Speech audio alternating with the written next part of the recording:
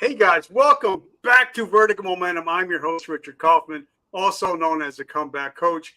Guys, I am so honored and have the pleasure of to have this young lady from the ATL to come on my show to talk about branding, marketing. You might know her. You might have seen her on Forbes. She is known as the Kris Jenner of marketing, Miss Skittlez. She's everywhere. She is the Swiss Army knife of branding and marketing. So, welcome to the show. How are you doing today? Hi, Richard. How are you? I'm so excited to be here. I'm doing great. I'm pumped up. I'm excited. I want to thank my sponsors, Supplement Plaza GNC, for keeping me energized. I got 9 hours of recording today, and I'm so pumped up and energized drinking my stuff from Jim Molly. So check them out. So let me ask you a question because, like I said, you do it all, but you've been through it all too. So that's Yeah. why I can't talk to you. So, what is your definition of resiliency? Honestly, my definition of being a resiliency is continuing to push through even though you have nothing left, right? Like when you are at zero, when your battery pack is at zero, you have to keep going. You got to find something to get a little bit of spark to keep that engine going. I know that some of you guys have had for those that are listening that may have came from a little bit of struggle, right? There's been times when you had a little bit of gas in your car, but you know you had to get to the destination and you just said, okay, God, if you just get me to the destination, I promise I'm going to put some gas in this car. And most of the time you make it, right? I think that's what resiliency is. When your fuel tank of energy or passion or purpose is on E, but you still keep going and pushing through it. And I always say I'm like the resilient queen. There's so many things that I've had to push through even when I had nothing inside of me. Okay, but now, because if somebody was seeing you now, you know, you've been featured in Forbes, you're all over the internet. I mean, God knows you're on every social media platform there is. But you're speaking at a woman's conference this week. You're beautiful, you're smart. But if somebody didn't know you, they wouldn't realize that your whole life wasn't unicorns, rainbows, and Skittles. Uh, so talk to us a little bit about, give us a quick down and dirty about who you are and where you came from. Yeah, really quickly. I'm going to try to make it so quick. Real quick, backstory, was born in Cleveland, Ohio. My mom wanted to move to Indianapolis, Indiana, where we had some other family members, but my brother's dad lived in Indianapolis, so we moved there. Didn't have a when what was raised with not a really good relationship with my mom. So that was just a downward spiral. When my mom lost her mom, she went through a mental breakdown, and that caused us to be homeless. That caused us to live in storage units and to live in empty and vacant restaurants and eat, from the hotels and just like all this crazy stuff. Ninth grade, I finally get my feet back. I'm in school. We got our own house now. And I go to school and I become best friends with this beautiful young lady named Shandy. And I make it to the cheerleading team. And it's my very first game, ninth grade year. And next thing you know, my best friend Shandy says, hey, I can't come to the game. My mom wants me to clean up. Well, that was the last conversation that I ever had with Shandy because Shandy's mother killed herself, and her younger daughter. And I found out about it on a newspaper when I walked into school that next Monday. So I went from that to another. I started ninth grade dating. And in that same high school, that same year, the guy that I was dating got shot in his car and ended up paralyzed from the neck down. Moved to Ohio to live with my dad, to do 10th grade year with my dad in Cleveland, Ohio. And I lost my grandfather the same year, my senior year of high school. The same year, my sister committed suicide, and we found her 14 days later in the lobby of her apartment. So when you're talking to someone that had to push through many trials and tribulations. There, you are talking to someone that was not raised with a silver spoon in her mouth, and things weren't just handed to me. I literally fought for every single thing that I have. You're also talking to someone, because of my life experiences, I chose to put all of my pain into my passion. So I've never drank, I've never smoked ever in my life, because I knew that based on the situation with my family, I don't believe that I was mentally stable to indulge in those type of activities. So this is not someone that life was just handed this pretty picture and that I had to just fill in the blank. No, they handed me like a piece of cardboard, ripped up, shredded, and they said, make a beautiful canvas. And that's what I did. And and I love that metaphor, and I believe that even broken crayons can draw beautiful pictures. Yes, So, absolutely. I love that. So let's hop back a little bit, because I grew up in an abusive household, and my mother was an addict. But for me, my solace was reading. Um, I just would go into the bathtub and just read for hours, even at 5 years old.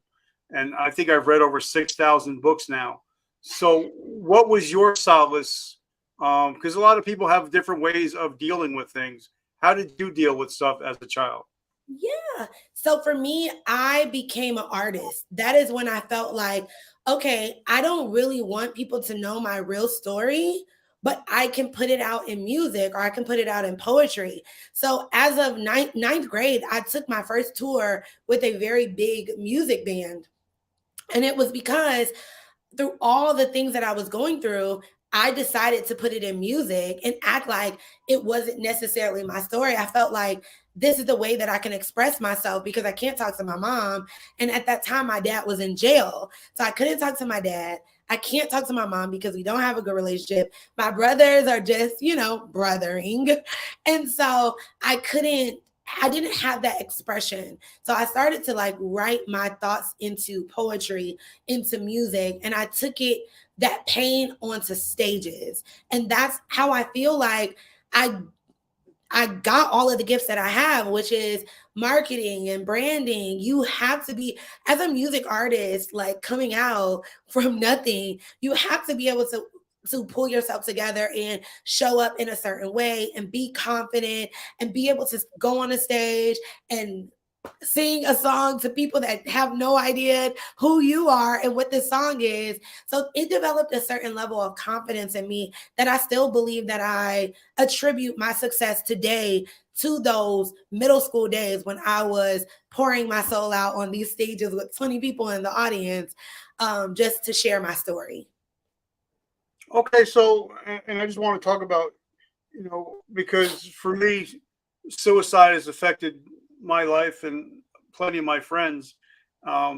So when you think back, were there signs that you now know as an adult that you could have picked up back then? That has somebody that's might be struggling right now, something that they can look out for. Yeah. So what is odd is my sister was 36 when she committed suicide and I was 16. So there was a very big gap between us, and we had a lot of conversations that I didn't understand then, but now I understand as an adult.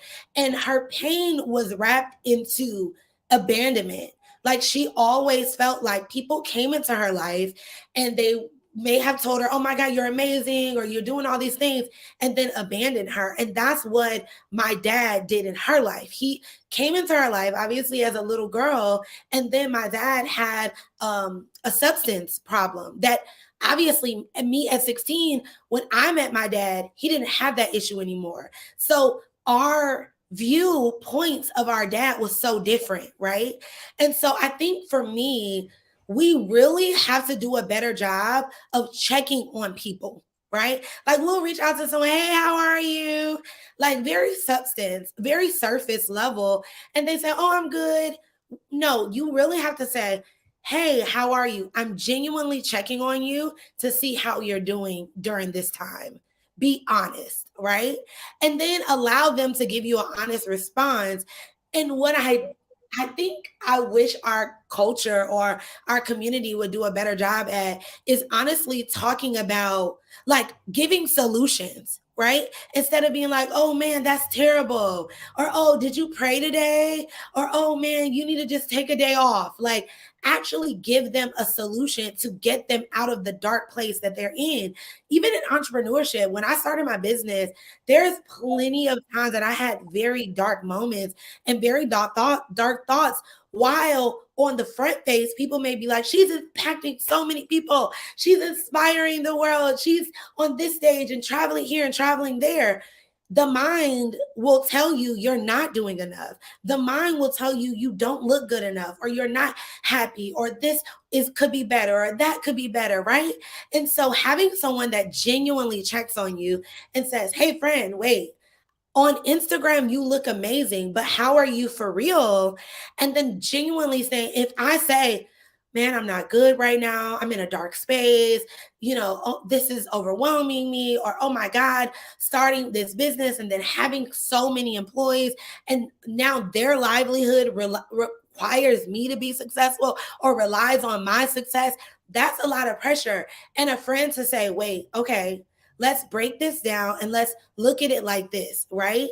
And so oftentimes I think that we don't dive deep into our friends' problems until they start mentioning like, I want to commit myself, or they're putting cryptic messages on their social media pages. And now we're like, oh my God, we have to find help for this person. But there was so many signs leading up to it. 2 weeks ago, I gave my dad his 80th birthday party, and I invited like the whole city out. And I asked my dad, I was like, Dad, I have no pictures of my sister. Do you have any pictures? And he brought me a notebook. And this notebook he found weeks ago in our basement of her journaling all the way up until she did it, like all the way up until. So imagine, I believe that the reason why she was journaling is because she didn't have anyone to talk to that would help her pull her out. Literally the day before she committed suicide, she wrote, God, please save me. Save me from the drugs. Save me from the alcohol. Save me from this. This is my last pour. This is my last cry out to you. Please help me, right? And because I felt like maybe she didn't feel that God saved her in that moment, that is when she felt like the pressure was too much. But what if she would have said that to me? Or what if she would have said that to my dad? Maybe she would still be here. So it is so important for me when it comes to mental health, when it comes to suicide awareness, and just for us to really check in on people and make sure they're genuinely good. Okay, so now I'm from Jersey, so I'm very part of the New York, New Jersey scene. I may be a 55-year-old white guy, but I'm a big hip hop head, and I have a lot of connections in the hip hop industry, like Naughty by Nature, 50, DMX, Jay-Z, and something that a lot of them, if you any of those four groups or people, they always had to keep it real because they know that they're going to get found out. And I think that if you want to be successful in life, you have to be real. And yeah. I think you can't be that, because I think a couple years ago, and that's why I want to get into the branding and the marketing. A couple years ago, people were taking pictures in front of the Lambo. People were taking pictures in front of people's rented houses. And now they find out, hey, they rented the Lambo. They took pictures in front of somebody else's house, and they're living in mom's basement. So I think you got to be real. So talk about being real, because I'm one of the realest guys you're ever going to meet. I woke up this morning. I didn't feel worthy to be talking to you. I didn't feel worthy to be talking to a lot of the people I am today. And I put on my page, guys, I'm struggling with imposter syndrome today. And I'm sure some of you guys are too. So you're not alone. So talk about being real and being vulnerable. Yeah. So I think I always say like I'm God's favorite. Like I have a really good relationship with God, and I truly believe that every room that I walk in, I'm meant to be there.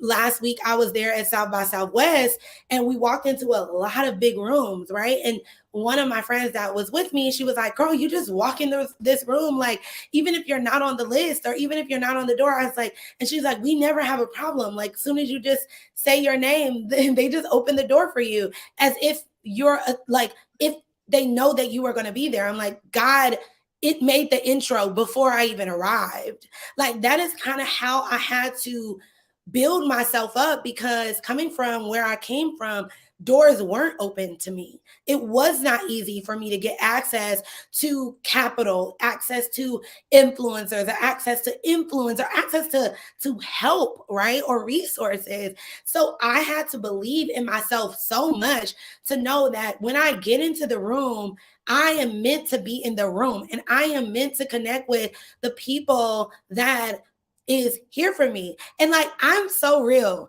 When I landed in New York this morning, I was like, okay, I'll land at 9:45. It's going to be 45 minutes in an Uber. Okay, then I'll get to the hotel at 10. I'll check into my room, because I already called and made sure the hotel was ready and made sure they had a room ready, right? When I get there, they're like, we have no room ready. I'm like, great. I have no makeup on. I'm not dressed. I'm like, okay, where's your nearest bathroom?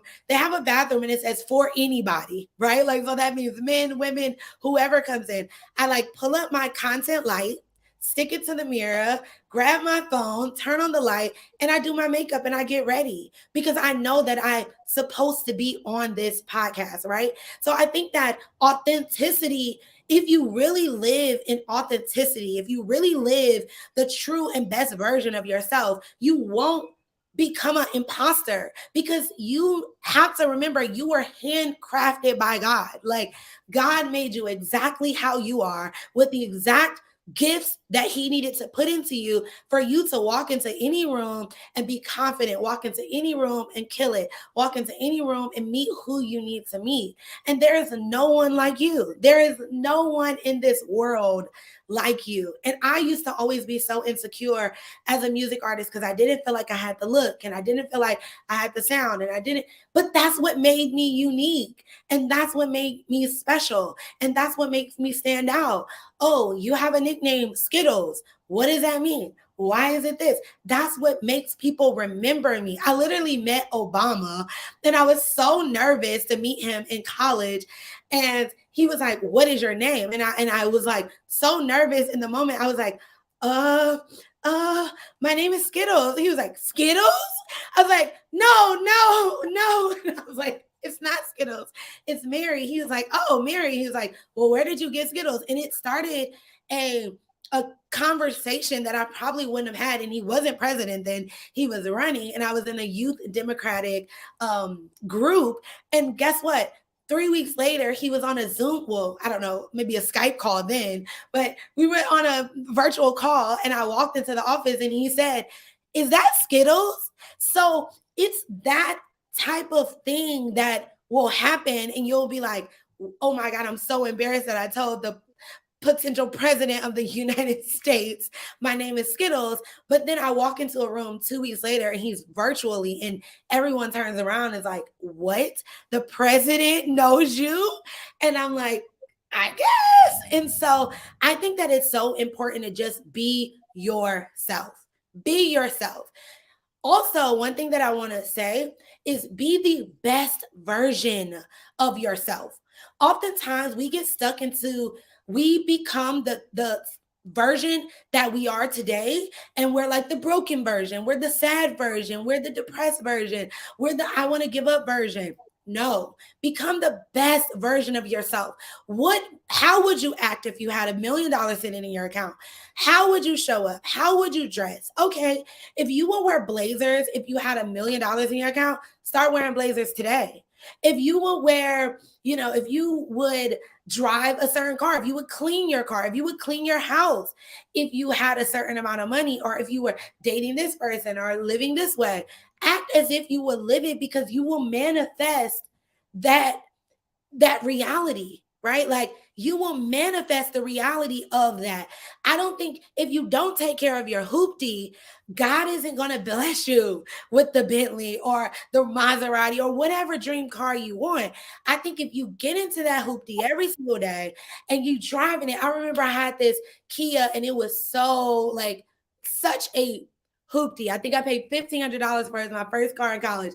But you could not tell me I was not driving a Mercedes. Like when people got in my car, I'm like, oh no, girl, like, hey, make sure don't put dirt in my car. Like I drove it. And that's why I feel like I can drive a Rolls Royce today. And I can drive the Lamborghini and the Maybach cars, all the cars that I have the ability to drive. And I'm still so humble. But I have that ability because I started it when I had that hoopty and I drove it like it was a Rolls Royce and I treated it like it was a Rolls Royce. And it gave me the mentality that when I got my dream car, I will also appreciate it as well. So don't just be authentically who you are now, be the best version of that. And that's something that I love. But I love talking about manifestation. I love talking about that. And guys, if you don't have a vision board, you're wrong. You like I had that 10 years ago. I'm going to be going to Atlantis. I'm going to be hanging out, eating steak and lobster, and it's finally come to fruition. July, we're going to Atlantis. We're going to take a cruise ship.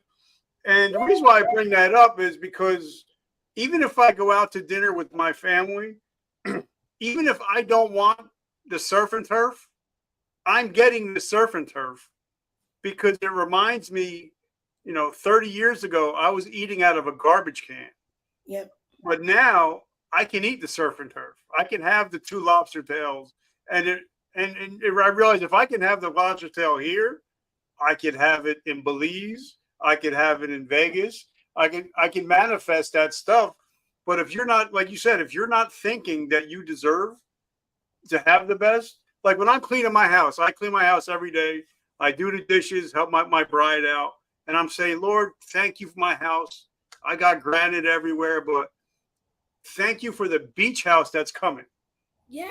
Thank you for the boat that's coming. Because if I'm a child of God and you let me borrow this house, you're going to let me borrow the beach house. Yeah. And if you're letting me borrow my brand new Kia, you're going to let me borrow the Lambo as long as I know I don't own it. You own it.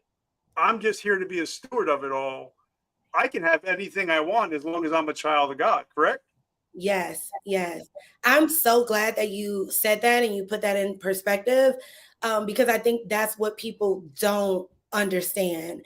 And you are looking at a girl, like I'm telling y'all, if I wish that as much as I take pictures now, I wish that I had pictures from how my life was. It was not glamorous at all. I mean, went to school with holes in my shoes, went to school with no clothes, went to school with my hair not done, like was teased, all of the things that you could imagine, right? Went to juvenile 9 times. I went to juvenile for fighting because people would bully me or they would start fights with me. And I was a good fighter because I had big brothers and I was a professional. I should have been a big boxer, okay? Because I was fighting in 9th grade, in 8th grade, going to juvenile. And look at me now. So you can't tell me that God won't take a piece of broken clay and put it together and make it the most beautiful piece of pottery on the shelf. Like you can't tell me that. So for anybody that is listening, that may be, and also don't think that when you make it the first time, that's it. I made it. I made $4 million in my business. And guess what? I lost it and was on an airbed for 6 months rebuilding my whole life. So don't just think, oh, I got it now. That's it. Life is the best for me. Everything is beautiful. No, because as quick as you get it, if you don't have a certain level of appreciation, if you don't have a certain level of not only appreciation, but knowing how to keep it, right? Most people get it, but they don't know how to keep it, and they don't know how to grow it, and they don't know how to expand it. And so for me, I feel like it took me for God to humble me again to really find my purpose.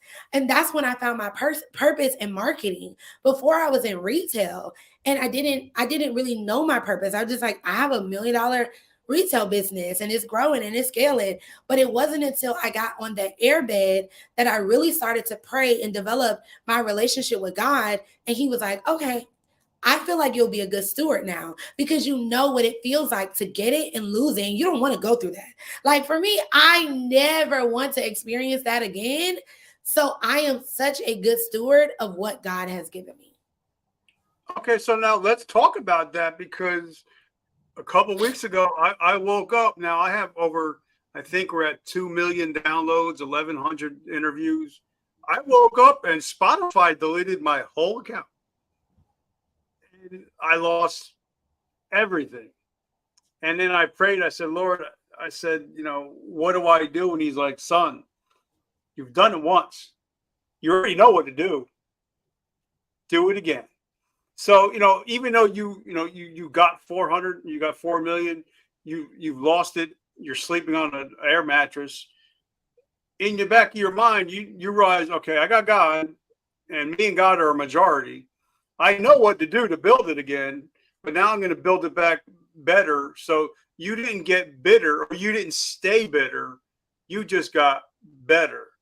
So talk about that because I believe that failure is not a person, it's an event. Yeah. So as long as you're failing forward, then it's not really failing. It was really an expensive lesson. So talk about that, how that one day you finally got up and like, you know what? I'm getting off of this air mattress. I'm sick and tired of being sick and tired. So talk to us about that day, and then what your steps were to take to come back even better. Absolutely. So the first thing I would say is it's so important to have people around you that love, care, support you, and can pour into you when you're empty. If you're listening to this podcast and you don't have anyone around you that can love, care, and support you and pour into you when you're empty, please find a new circle. There are so many communities out here. I have my own community, Girl Mob. There's so many communities out here where people have been through real stuff, and they will pour into you and they will say what you need to do. That was the first aha moment, is when I reached out to one of my best friends and I said, hey, I need you to review my resume. I have 4 employees. I'm on an airbed above my retail store, and I need to work at Best Buy night shift. They pay $19 an hour in order to pay my employees until I get the store back going, right? That was the first call that I made when I realized, like, this is going to kill me. Like, I don't know what I'm going to do, but I feel like I am in sinking sand and I cannot get above, like, to get a breath.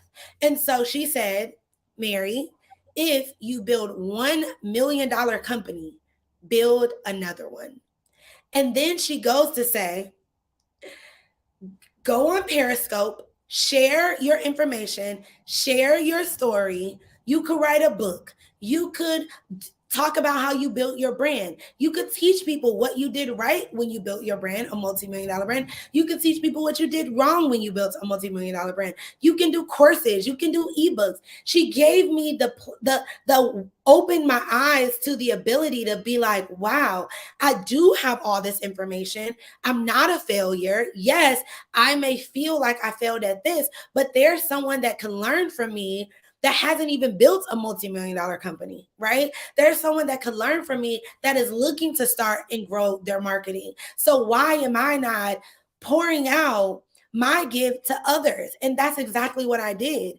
And from me pouring out my gifts to others and using my social platform to do so, within 6 months, I got a call from a retailer that I was working with in the past with my clothing brand. And they offered me $1 million deal to be a consultant to help them in the juniors department, but I needed a marketing agency. And so guess what? I started that marketing agency. And in 2020, our marketing agency did $16 million. So think about it. When I had a $4 million company, I was so busy. I wasn't pouring out my passion to help others. I wasn't close to God because I was so busy trying to run a business and keep it afloat that I wasn't praying. I wasn't making time for church. I wasn't doing any of those things. It took God for him to be like, okay, let me just take all of this away.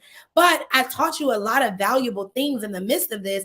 Let me take all of this away and I'm going to put you on an airbed to where you have to develop a relationship with me, to where when I put you back on the top, now you will tell everybody that I'm the reason why you're here, instead of saying, oh, it's my hard work and my dedication and my resilience. Now you will say, oh, no, I don't know who, it wasn't me. It was God only, right? And so now I have the ability to say, okay, God did this for me. And then now my work is shared to so many others that can say, if it wasn't for Mary, if it wasn't for Mary pouring into me, if it wasn't for Mary losing her company and renting out her retail store and selling tickets for $25 to teach us marketing, I wouldn't have this multi-million-dollar brand. I wouldn't have built this. I wouldn't have 5 retail stores. And these are my customer testimonials that have worked with me. And I didn't even know what I was doing. Like, I didn't even know. I just knew that I was so broken that I didn't want to continue to be broken. And while in my brokenness, I wanted to mend the heart of others. I just knew that. And so it worked. And now I have one of the largest community for aspiring women called Girl Mob. I also have the largest female-focused co-working space called the Bakery Co-work. And I also have a really amazing marketing agency called the Icing Agency. So honestly, it's just like in the darkest time of your life, that is when you will find your true light. That is when you will figure out this light will shine so bright and it will shine on others. And I feel like I found my light in my darkest time. And I love that. And that, and there's many times I've had it all and I've lost it all. But when the times that I did lose it all, I had to take 100% responsibility. I had to say, I can't blame it on the pet, whatever. I can't blame it on other people. I have to realize, what did I do wrong? What did I do right? What did I do wrong? And how can I improve? Like, if I lose a sponsor, I'm not, oh, that sponsor, blah, blah, blah. I'm thinking, what did I not do to keep them? Did I not provide enough value? What can I do better? So talk about, taking 100% responsibility, because that's the only way you'll ever be successful, if you take 100% responsibility. That was honestly very hard for me in the beginning. When I signed to this company and then they took my company away within like 8 months, it was very hard for me to accept the fact that I did it to myself. And I had my husband now, but boyfriend then.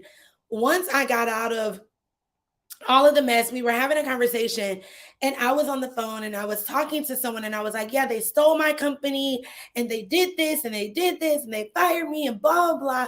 And like this, they're scammers and like all the things, right? And when I got off the phone, it was like very quiet. And I thought that he would be like, yeah, you're so right. Blah, blah. I'm so sad this happened to you.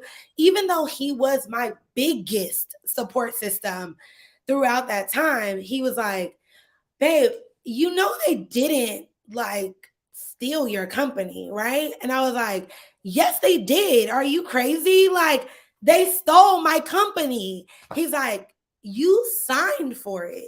Like, you signed for it. And I was sitting next to you when you allowed them to hire you a lawyer instead of using your lawyer because he was busy and because you wanted this to happen so fast. You signed a bad deal. The lawyer told you, hey, just a heads up, some of these deals don't end up working out.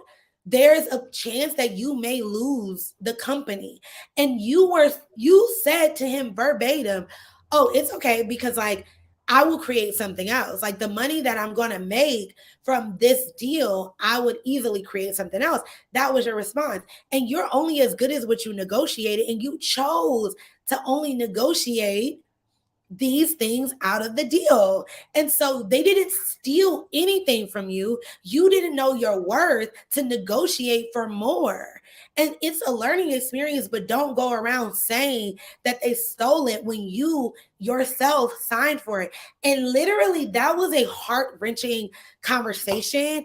I was like, oh, we're not going to make it through this relationship. Like, oh my God, he's the enemy. Like, it was hard for me to hear that and to see that. But here we are almost 10 years later and still I'm the happiest girl in the world. But it takes someone to give you that harsh reality for you to understand and really take accountability on the things that you do in the relationship or you do on the other side of business to cause these things to happen for you. Because yes, I wanted this $1.4 million purchase order to go through with Forever 21. So I didn't really negotiate and I didn't fully overlook the contract. And I didn't really negotiate to be an A member on the board when there was, and I settled for being a B member, not thinking that I could ever get fired from my own company. So there's so many things that I had to take accountability for that now allows me to operate differently in the business decisions that I'm making moving forward. So I think until you take accountability, you won't ever see the next level of success. Okay, now, and I want to give a big shout out to Sam Rivera. Without you, we wouldn't be together. So I want to give a big shout out to Sam. Love you, brother. Thank you for believing me from day one. But, so let's talk about branding and marketing because I knew we were going to be talking. So I just took a deep dive into branding and marketing. And I watched this movie. It was called Air. Okay. And it was about Michael Jordan, how he hated Nike. He wanted to sign with Adidas. But his mother brokered a deal where Michael would get the same as everybody from everybody else. He wanted a brand new car, which he got. But she also said he wants a piece of every shoe that he sells, or he's not signing anywhere. So, and he only signed for $250,000. Now he is a multi-billionaire now. And now he actually walked away from Nike and he owns Air Jordan. He owns the name and everything now. But his mother and him, they bet on himself and they bet on starting their own brand. Like with Nike, there was no other basketball player. Now Converse was going to sign Michael, but he was going to be with Larry Bird and Magic Johnson. And his mom said, what about Michael? What are you going to do for Air Jordan? So talk to us about, because everybody knows in the day, I'm a big basketball guy. If Michael Jordan showed up wearing an Adidas jumpsuit and Adidas sneakers, people would lose their mind because he was Air Jordan and that was the brand. So let's talk about branding and marketing. I love branding, by the way, because I believe you are your brand, whether you like it or not. Yes, absolutely. Oh my God. First of all, that was an amazing story. I did not know that story. I have to watch the movie now because I'm like completely obsessed with just how you broke it down. Branding is everything, right? Like branding is how you look, sound, feel to your customer. Even before you know that this is your ideal, even before the customer knows who you are, it's the perception of who you are is branding, right? And people get confused with branding and marketing. Marketing is how you find out about about the product. Branding is walking down an aisle, seeing a bunch of different hair companies and something about this packaging, you've never heard of the brand before, you've never smelled the products, you've never seen a customer testimonial, but something about the packaging is speaking to you and saying, Mary, put me in your cart. Buy me. Use your hard-earned money to buy this brand that you've never heard of and you've never seen us before. But because this packaging is speaking to you, you grab it and you put it in your cart. And now when you get home and you use the product, you love it, you look on the social media, it's branded well, and now that makes you a loyal fan of this product. So that is what branding is. A lot of times people are so confused and they're like, oh, I don't need branding. I just want to pay for marketing. But you could be marketing to a whole audience of people that don't care about your product because your branding sucks, right? So I want you to think, and for those that are live, when I name a brand that has a check mark on it, what is that? When I name a retail store, a very mass, big retail store, and it's blue, what do you think of? When I think about a big retail store and it's red, right? So immediately in your mind, you said Nike, you said Walmart, you said Target. If I say, hey, there's a hamburger place and it's red and yellow and it's on the corner of the street, what would you think of? Yeah. You're going to think of McDonald's, right? Yep. I didn't even need to say, oh, the dollar menu, oh, the this. I said that there is a hamburger place that is red and yellow, and you immediately thought McDonald's, right? Why doesn't McDonald's, with all the creativity they have, why is there not a pink McDonald's or a purple McDonald's or a green McDonald's, right? Because it will cause brand confusion. So it's so important for you to know, what are my brand colors? When people see your logo from a mile, I can literally say check and you think of Nike, or I can literally say just do it and you think of Nike, right? And I'm like, no, girl, just do your homework. What are you talking about? But because I said just do it, and they've branded that so well, you immediately think of Nike, right? If I told you, hey, there's a guy, I'm looking for a pair of shoes, and there's a guy like with his arm up and his legs spread. I don't know the name of the shoe, but like I seen someone wearing them and his arm was up, and there's a guy on the shoes, his legs were out. You would immediately say Jordan, right? Oh, the Jordans, of course. Right? But that's what branding is. Marketing is what the commercial looks like. Marketing is the social media campaign. Marketing is the influencer or the billboard or the newspaper or the how you find out about the product. But a lot of times we find out about new products every day and we don't care about them because their branding sucks. All right, let me ask you a question, because I'm a big basketball guy. I'm a basketball freak. I'm a Lakers fan. I'm not a LeBron fan, but you'll never hear somebody, hey, I can't wait to go get those new LeBrons. He got his own shoe line, but it's not like Jordans, So talk about that is, because sometimes you have to have that public perception. Like even when Jordan, when he got interviewed and they said, they wanted him to do something political. He's like, against the Republican Party. He's like, Republicans wear sneakers too. So talk to us about that, is how, you have to realize your audience. And sometimes you can't piss off half your audience because there's half your business. So talk about that a little bit. Yeah, that is so important. And I think that, like, again, we should all live by that Jordan model, understanding who our audience is and how big are you trying to go, right? Like, how big are you trying to go? There is 8 billion people in this world, right? So how many people are you trying to reach? If you are so this and not this, that's half of the people. If you're so this and not this, that's half of the people. So I really want you to think about, when I'm building my brand, even my personal brand, right?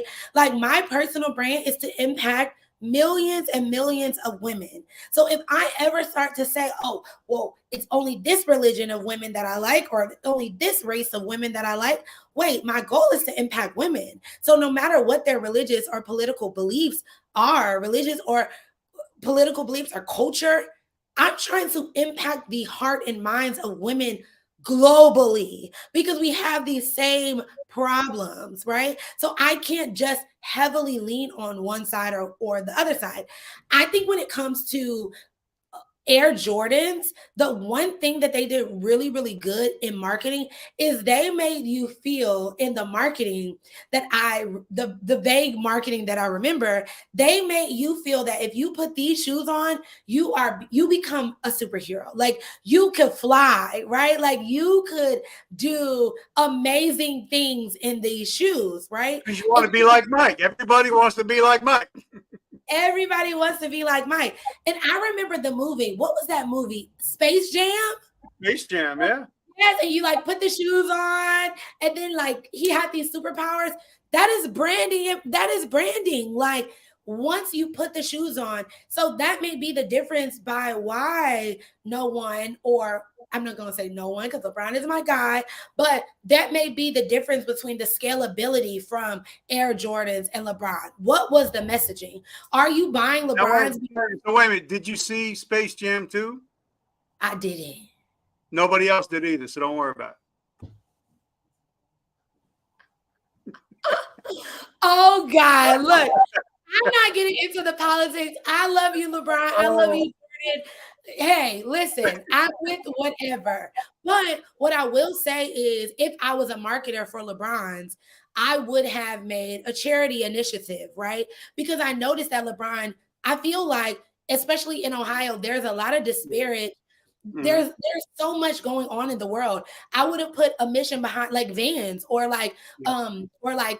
what's them shoes. I can't think of the name of the shoes, but there's a shoe and they give like a pair of shoes for every shoe that's given, something like that. Because I feel like the LeBron's marketing and branding was like, if you like LeBron and if you like these shoes, the design of the shoe, then you'll buy it. But most of the time, for there to be longevity, there needs to be a mission. You need to make the customer feel like something, not just, oh, I'm going to be the flyest person in the world, because trends change every single day. So if I'm only buying it based on the trend or based on if I think this is cool right now, it could also not be cool in 3 weeks, right? But if I'm buying it because it makes me feel a certain way, that's why I still buy Jordans to this day, because it's like, oh, when people see me in these sneakers, or when it makes me feel there's a certain comfort level, I know that I can wear it with the dress and still be sporty or whatever it may be. So there has to be some brand identity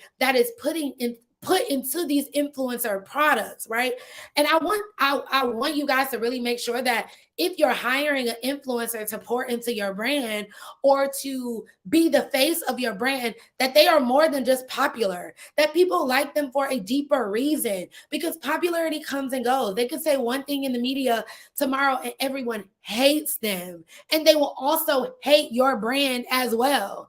So you want to make sure that you are finding people that have more of a deeper roots. Like people love the way they think. People love the way their branding is. People love how they pour into their community. People love them from a philanthropy perspective, right?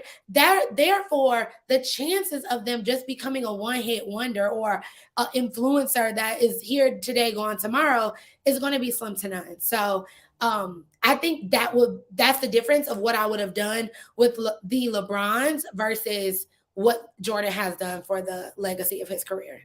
All right, so let's talk about consistency, because that was something that I struggled with until somebody called me out on it.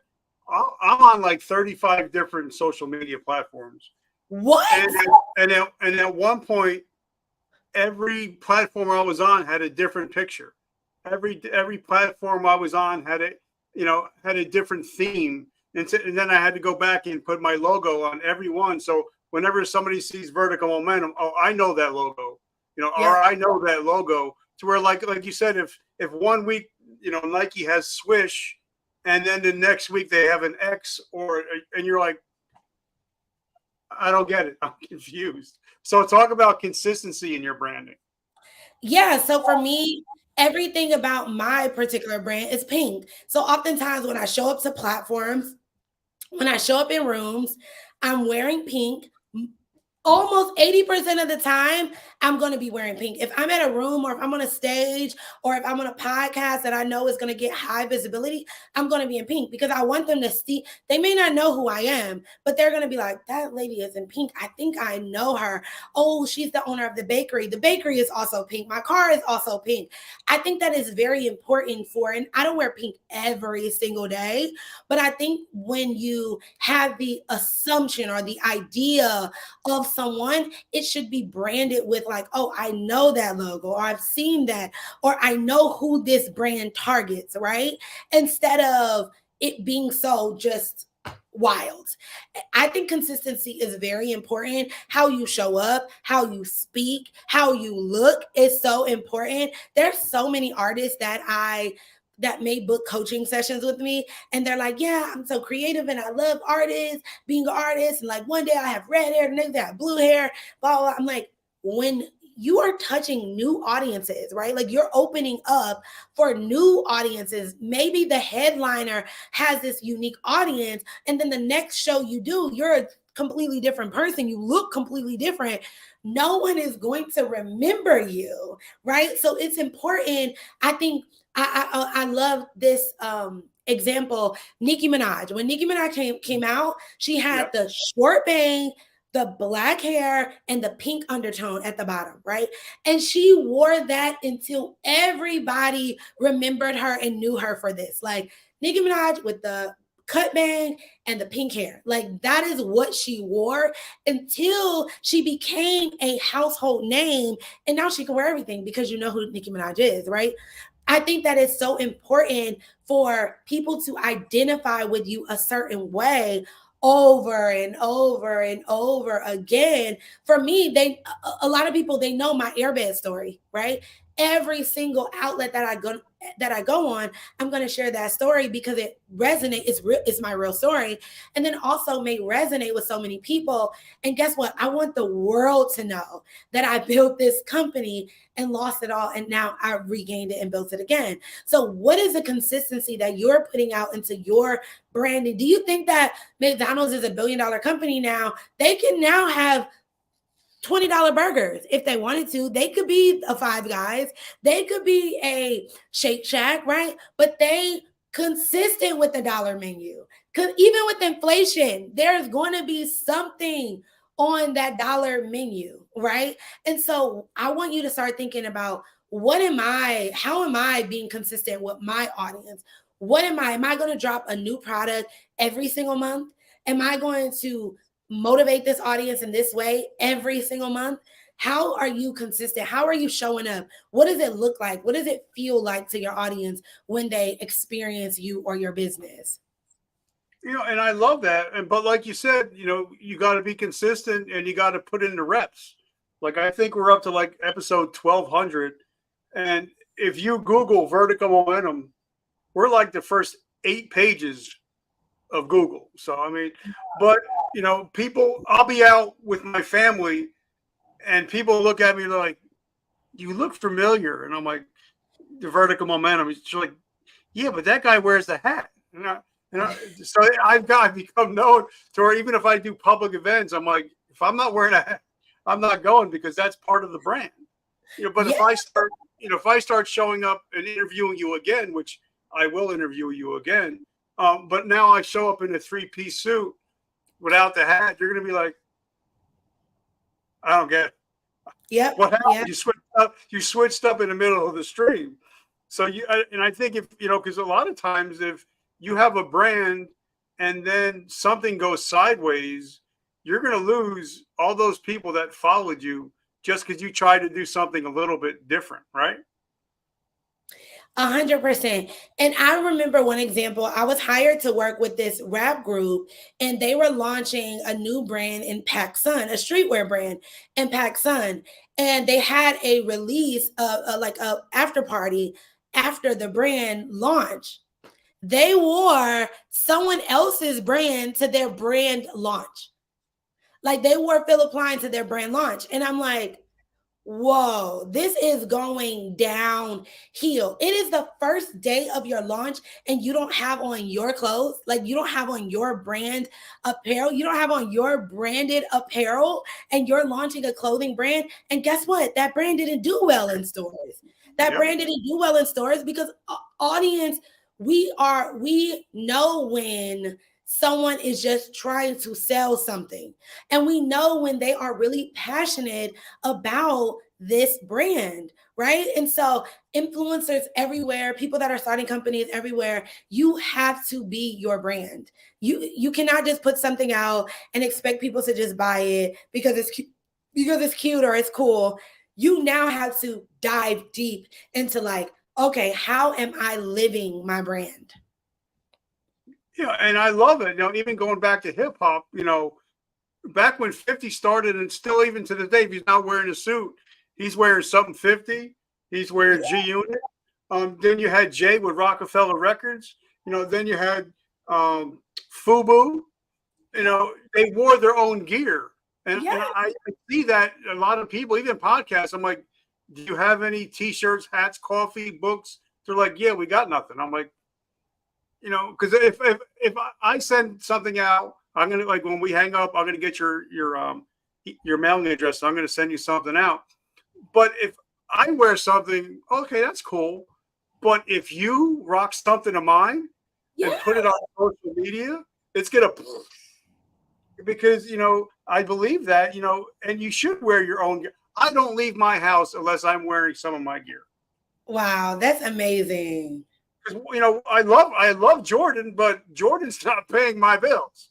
So if I'm wearing something out and I'm taking pictures of people, and they're taking pictures and throwing it up on social, I'm not even thinking about it, but my brand is getting known just by wearing my own gear. Yeah. Right? Very important. Very, very important.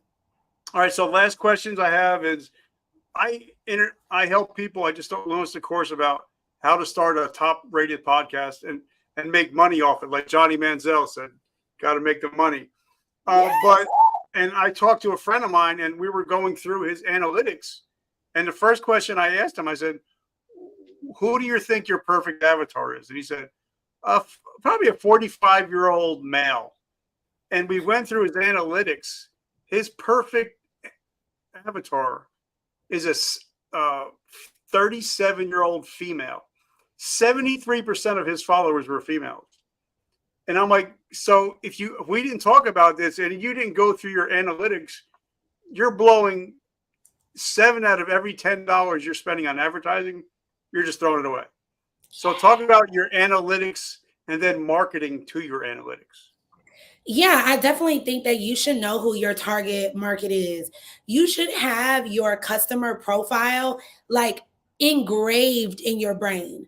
Like every caption, every post, every video, you should say, I'm making this woman better every time, or making this person better every time. For me, I know exactly who my demographic is. I know exactly who my ideal customer persona is. And every time I post, I think about her and I say, this post is going to make her a better mom. This post is going to make her a better wife. This post is going to inspire her. This post is going to help her learn something. This post is going to blah, blah. Like, I want you to start, once you do that, it will bring your audience closer to you. A lot of times you're just talking to air. And you're just, hey guys, you don't know who that guys is. You don't know. Like when I say, hey guys, I know exactly who I'm talking to. I'm like, oh, her name is Ashley. She's 32. She has 3 children. Hey guys. So my mom tip of the day is, right? And I know that she's a mom. I know that she's a serial entrepreneur, all these things. Like, do you know who your customer persona is?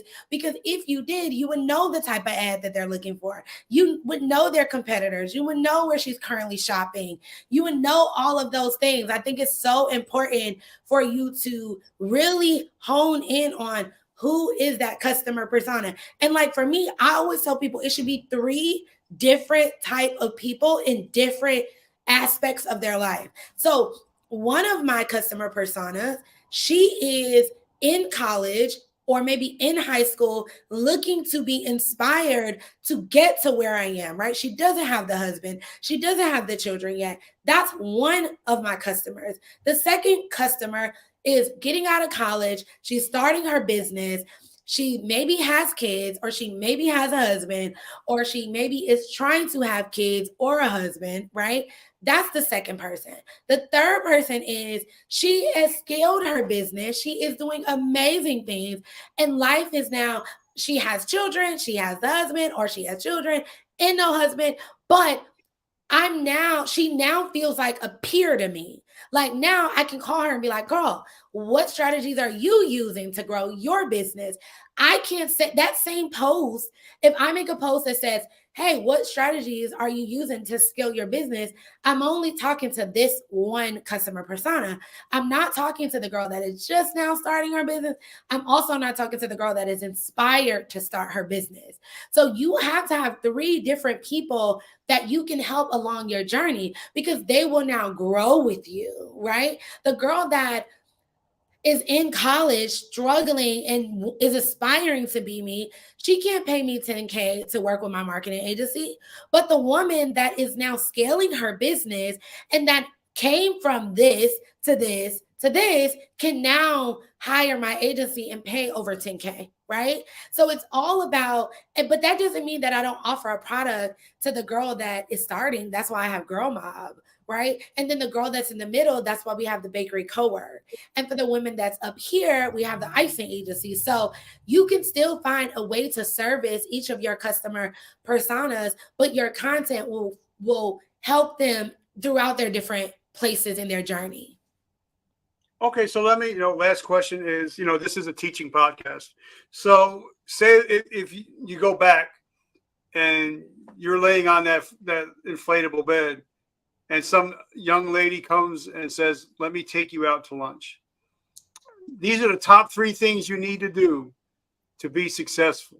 So you're actually talking to yourself about what you know now. You're going to teach that young woman sitting across from her at lunch.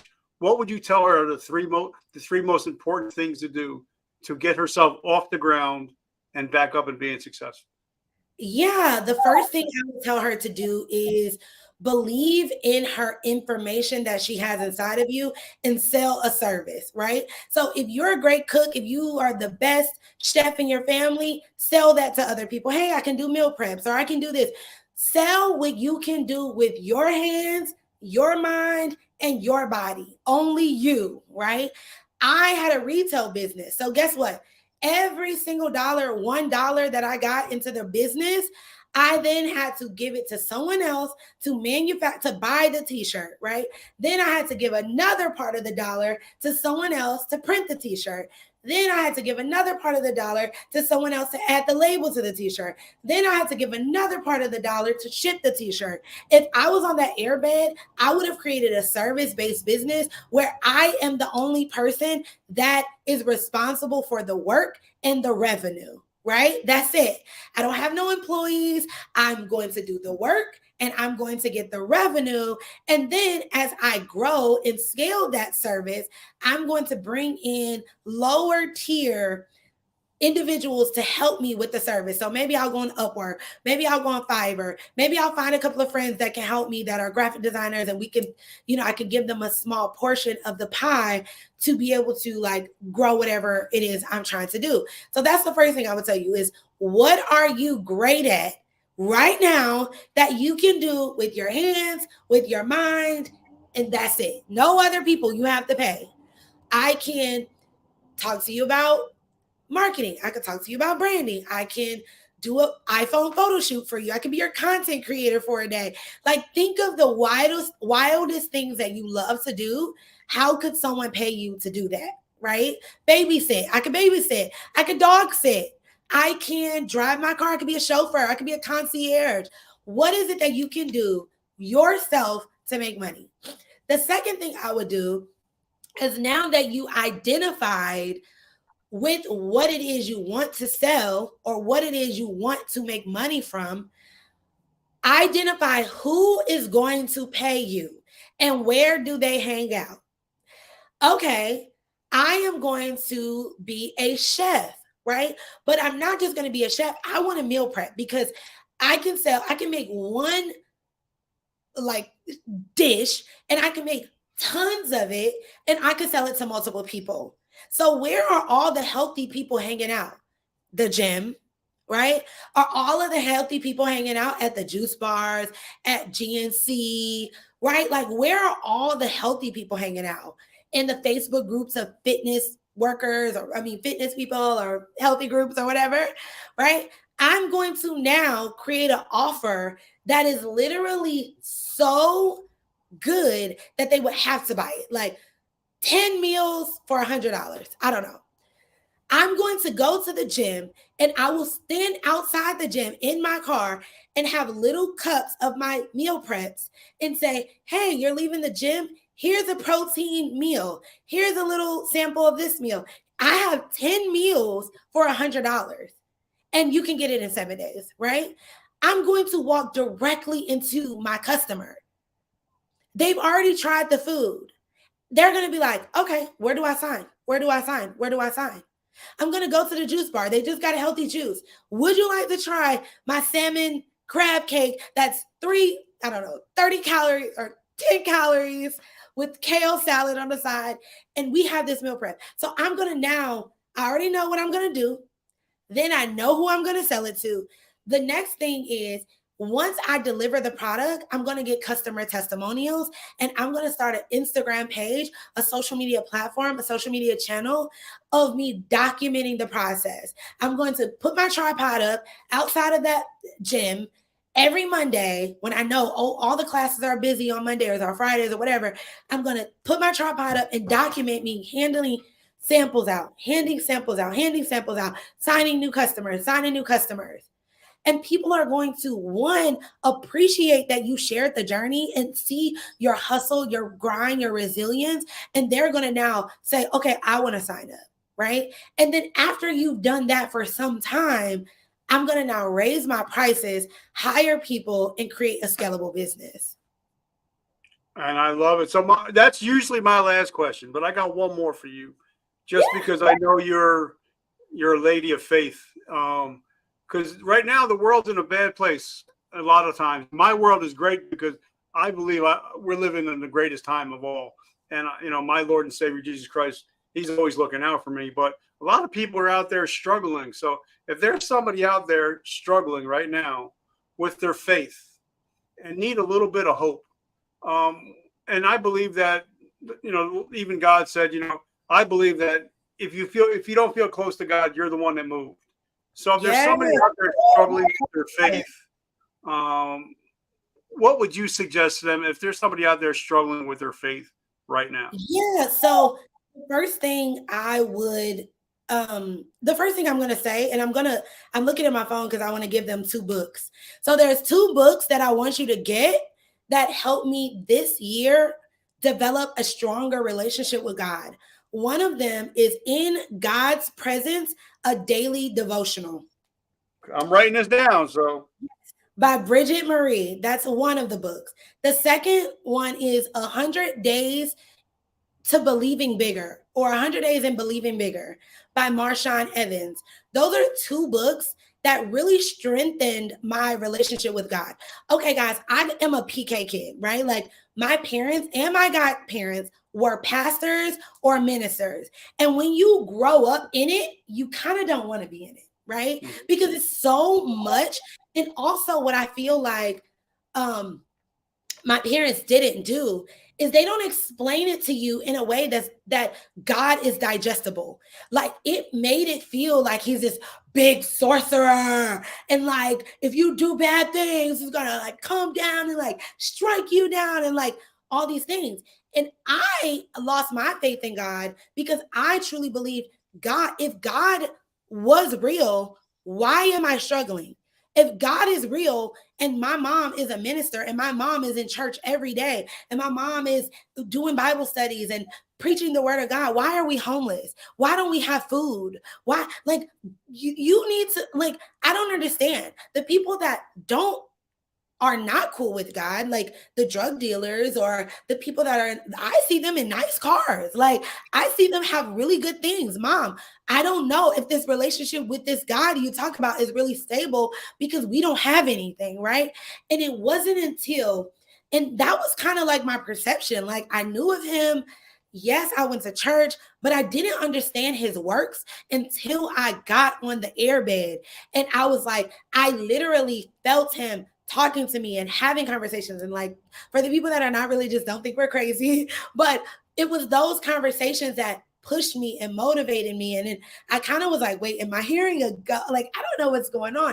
But that relationship was built from the darkest time is when you feel like I'm never going to make it through this. This is the worst thing. And then he now shows you, like, you see why I put you through this. You see why I made you go through this, because now look how many people you're able to help. Now look with the resources. Now look with the capital that I'm giving you, the money that I'm giving you, the ideas that I'm giving you. You see how I was able to sustain you through all of this.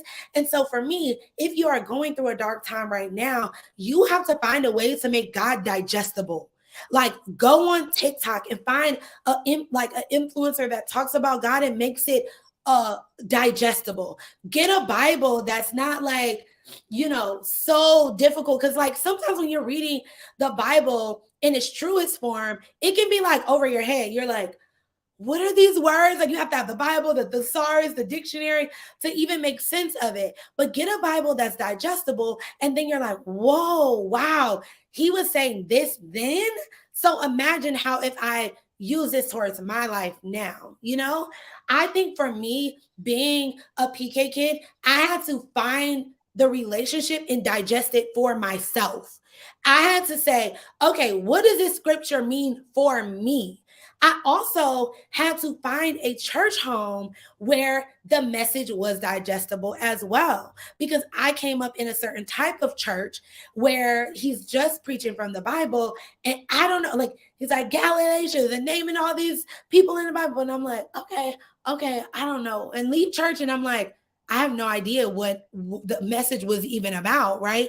So I think for millennials or for people in this day and age that are going through a very dark time, find God in the way that you need to find. Prayer is going to look different for you. Your relationship with God is going to look different for you. The blessings that he is going to bestow upon you is going to look different for you. And you just have to be okay with growing day by day. Like, I don't think that my relationship with God is like, I don't think that I'm I can't say that I'm like a pastor. I don't know. But what I can say is my relationship with God is 10 times stronger than what it was a year ago and 2 years ago and 3 years ago. So every single day on your journey, just like when you're walking, when you were a baby and you decided to start crawling, you fell a couple of times on your journey. Like you fell, like you were kind of scared, like, am I really going to do this walking thing? But look at you now. You're walking, you're running, you're jumping, and you didn't stop. So I always say when people are trying to get out of a dark place, if you just think that if you're putting one foot in front of the other, one foot in front of the other, you will make it on this journey for sure.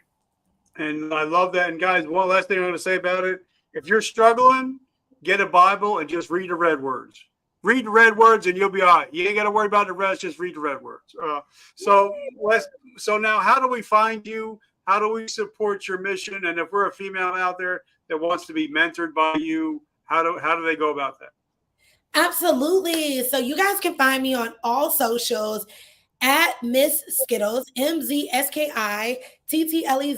And it would be so important if you guys told me, I heard about you or I met you from this podcast. Okay. Like, please, I want to meet this audience. I want to know that you guys resonated with this podcast. I think this is the most I've ever talked about God on the podcast. So if you really love this podcast, this episode, Definitely let me know. I'm also on LinkedIn under Mary Seats, and you guys can support my business.